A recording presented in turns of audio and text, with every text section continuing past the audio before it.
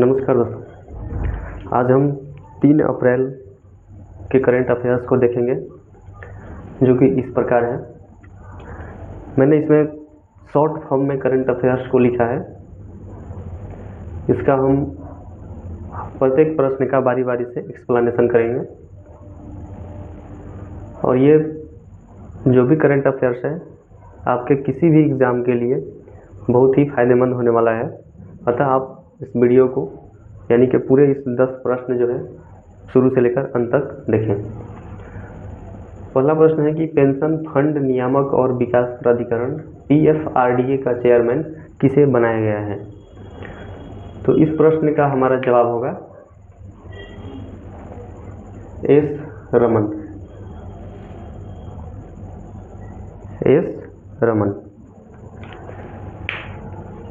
चूँकि ये वर्तमान का पूछा है तो हम इसका जवाब देंगे एस रमन। यदि हमारे प्रश्न में ये हो जाए कि एस रमन ने किसका पद ग्रहण किया है, तो पूर्व में जो इसके चेयरमैन थे वो थे दीपक मोहंती का इन्होंने पद ग्रहण किया है एस रमन ने। आगे देखते हैं। PFRDA के चेयरमैन का जो कार्यकाल होता है वो 5 वर्ष या उनकी आयु 65 वर्ष, इनमें से जो भी पहले पूरे हो जाए। या तो उनकी उम्र 65 हो जाए तो सेवानिवृत्त हो जाएंगे, या उनका पूरा कार्यकाल 5 साल पूरा हो जाए तो वे सेवानिवृत्त हो जाएंगे। आगे देखिए, RBI की नए डिप्टी गवर्नर बनी है, यानी कि RBI जो हमारा RBI है, रिजर्व बैंक ऑफ इंडिया, जिसका हेडक्वार्टर मुंबई में है। इसमें 4 डिप्टी गवर्नर हमेशा रहते हैं और एक गवर्नर होते हैं, मुख्य गवर्नर जो होते हैं। तो आपसे यही प्रश्न एक और होगा कि वर्तमान में RBI के गवर्नर कौन है? फिलहाल हम 4 डिप्टी गवर्नर के बारे में चर्चा कर रहे हैं। तो इसमें से नई जो डिप्टी गवर्नर बनी है वो है पूनम गुप्ता। ठीक है, आगे देखिए। पूनम गुप्ता जो है प्रधानमंत्री की आर्थिक सलाहकार समिति की सदस्य हैं। प्लस में पूनम गुप्ता और क्या है, 16वें वित्त आयोग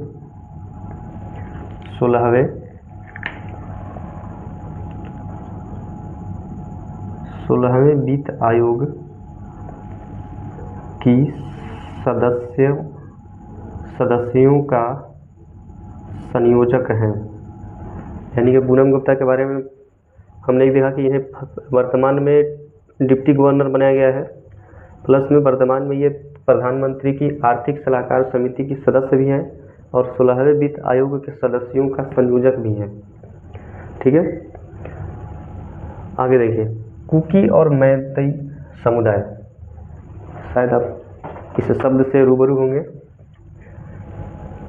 और जहाँ तक मुझे आशा है कि ये जानते भी होंगे कि कुकी और मैतेई, जो कि हाल फिलहाल में 1 साल महीने से खूब चर्चा में चल रही है, इन दोनों के बीच आपसी विवाद, सामुदायिक विवाद बहुत ही चर्चा में रहा, अभी भी चल रहा है, जिसमें कि वहाँ पे राष्ट्रपति शासन लगा दिया गया है। तो इस समुदाय का संबंध मणिपुर से है। कुकी और मैतेई समुदाय जो है इसका संबंध मणिपुर से है। तो हम मणिपुर के बारे में देखेंगे कि मणिपुर का, चूँकि हमारा आदत ही है कि मैप जब भी किसी राज्य, देश या किसी देश के किसी भी भौगोलिक क्षेत्र का नाम है तो हम उसका मैप के बारे में थोड़ा देख लेते हैं, क्योंकि परीक्षा की दृष्टि से बहुत ही लाभदायक रहता है। तो मणिपुर चूँकि इसका राजधानी है इम्फाल, और मैप की बात करें तो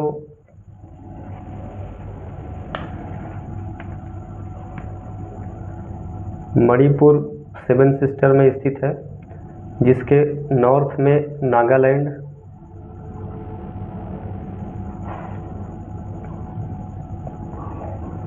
पश्चिम में असम, दक्षिण में मिजोरम, मणिपुर, ये हमारा मणिपुर है। मणिपुर, सवाल आएगा कि मणिपुर किन किन भारतीय राज्यों से सीमा साझा करता है, तो पहला जवाब होगा असम, नागालैंड और मिजोरम। 3 राज्यों से अंतर्राज्यीय सीमा साझा करता है। और एक सवाल और आ जाए कि मणिपुर किस देश से अंतर्राष्ट्रीय सीमा साझा करता है, तो इसका जवाब होगा ये म्यांमार के साथ अंतर्राष्ट्रीय सीमा साझा करता है मणिपुर। आगे देखिए 4 नंबर पर हमारा यूपीआई। यूपीआई लिखने का मतलब है कि हमने आपसे इसका फुल फॉर्म पूछा हुआ है, unified payment interface. Unified payment interface, इसके बनाने की बात करें या इसको विनियमित करने की बात करें तो एनपीसीआई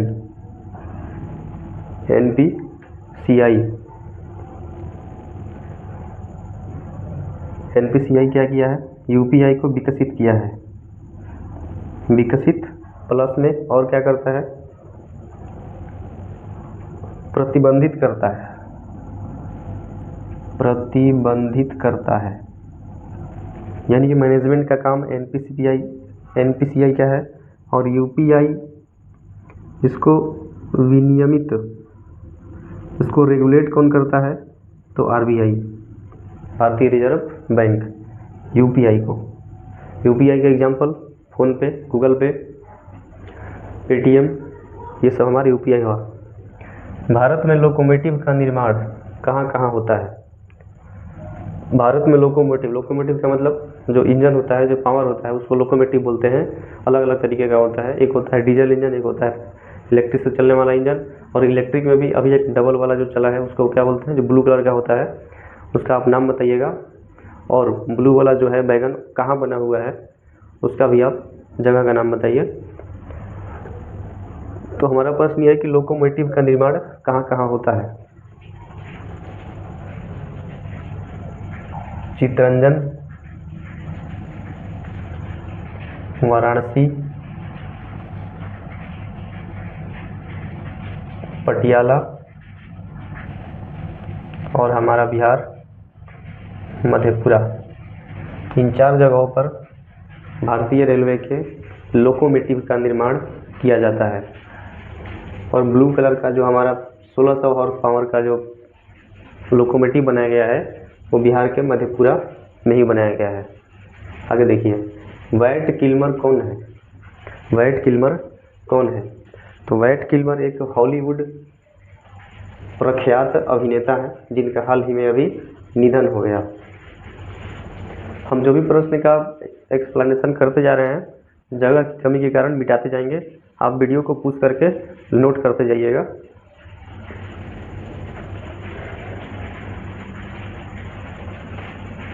देखिए वैट किल्मर हॉलीवुड एक्टर हैं जिनका हाल ही में अभी निधन हुआ। इन्होंने कुछ फिल्में दी जिनका नाम है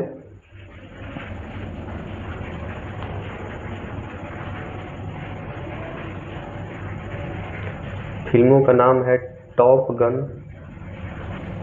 और बैटमैन। टॉप गन और बैटमैन ये इनकी प्रमुख फिल्में थी जिन्होंने इन्होंने काम किया था। Val Kilmer. अगला सवाल है बिम्स्टेक शिखर सम्मेलन 2025 कहाँ होगा। बैंकॉक। बिम्स्टेक शिखर सम्मेलन 2025 कहाँ होगा, बैंकॉक। अब सवाल ये आएगा कि बिम्स्टेक है क्या। BIMSTEC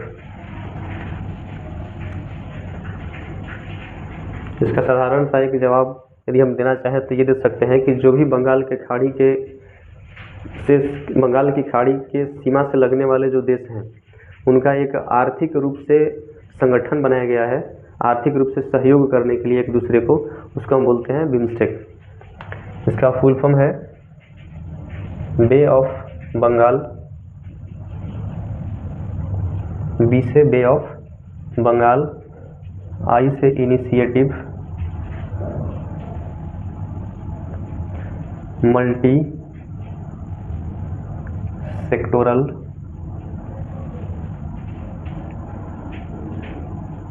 technical,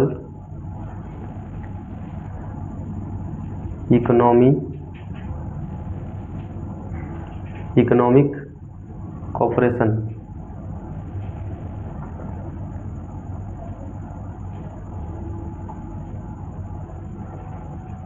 bay of Bengal initiative multi sectoral technical economic cooperation. इसमें वर्तमान में सदस्यों की संख्या 7। नाम बताएं। India, Bangladesh, Nepal, Myanmar, Thailand,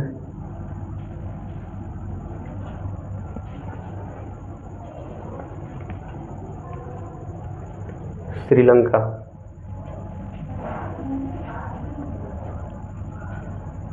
India, Bangladesh, Nepal, Myanmar, Thailand, Sri Lanka 6।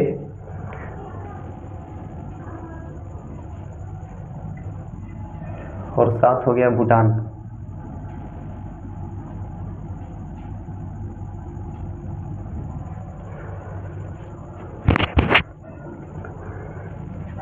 BIMSTEC का जो हेड क्वार्टर है वो ढाका में है। आगे देखिए, मोहम्मद यूनुस का संबंध है।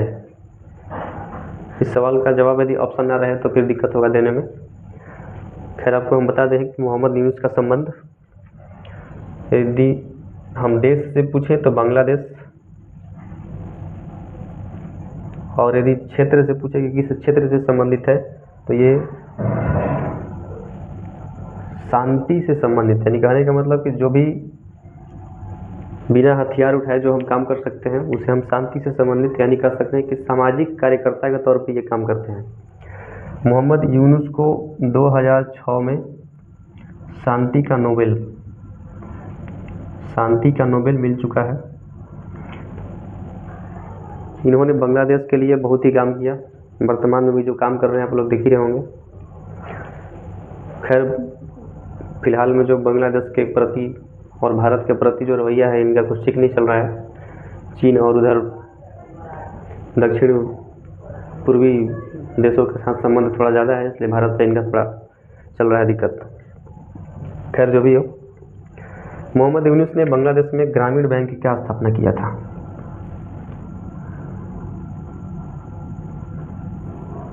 मोहम्मद यूनुस ने बांग्लादेश में ग्रामीण बैंक की स्थापना किया था। इन्हीं सब ग्रामीण बैंक की स्थापना और सामाजिक कार्यकर्ता के तौर पे काम करने के लिए इन्हें 2006 में शांति का नोबेल दिया गया था। अगला सवाल है वंतारा वाइल्ड लाइफ कंजर्वेशन। ये प्रश्न को और इस शब्द को आप अपने जहन में उतार लीजिए, क्योंकि ये शब्द आपको किसी न किसी एग्जाम में देखने को मिलेगा। या यूँ कहें कि 80-90% जो भी एग्ज़ाम होगा उसमें ये शब्द आपको देखने को मिल जाएगा कि वंतारा वाइल्ड लाइफ कंजर्वेशन किस राज्य में है या किस राज्य के ज़िले में है, किस क्षेत्र से संबंधित है। तो सबसे पहला सवाल तो यही आएगा कि किस राज्य से संबंधित है, तो गुजरात के Jamnagar.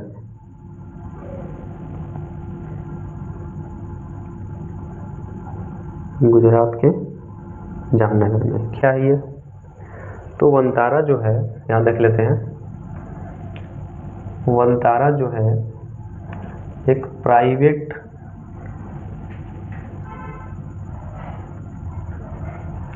Wild life conservation area है, जिसे भारत के सबसे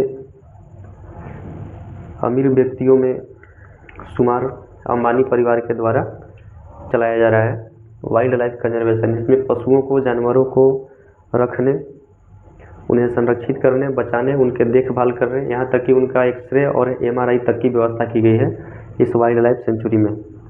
नाम है वंतारा। आगे देखिए, $1 कितने रुपए के बराबर है? इस सवाल का जवाब शायद हम में से कोई न दे पाए, क्योंकि रुपया और डॉलर। देखिए, अगला जो प्रश्न है हमारा, $1 कितने रुपए के बराबर है? इस प्रश्न का जवाब देना थोड़ा कठिन है, क्योंकि रुपया और डॉलर जो है हमेशा ऊपर नीचे होते रहते हैं, तो इसका एक दिन के स्कोर को देख के जवाब देना ये गलत होगा।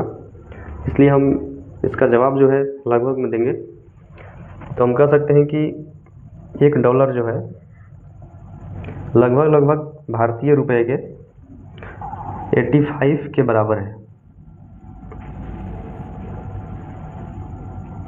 लगभग 85 रुपये $1 के बराबर है आज के रेट में। एक्यूरेट नहीं है, लेकिन कह सकते हैं कि इसी के इर्द गिर्द ऊपर नीचे थोड़ा बहुत होते रहता है। ये था हमारा आज का करंट अफेयर्स, जिसका हमने एक्सप्लेनेशन के सहित पूरे विधिवत तरीके से हमने देख लिया। यदि आपको ये करंट अफेयर्स का सीरीज बढ़िया लग रहा हो तो लाइक करें, शेयर करें, सब्सक्राइब करें। धन्यवाद।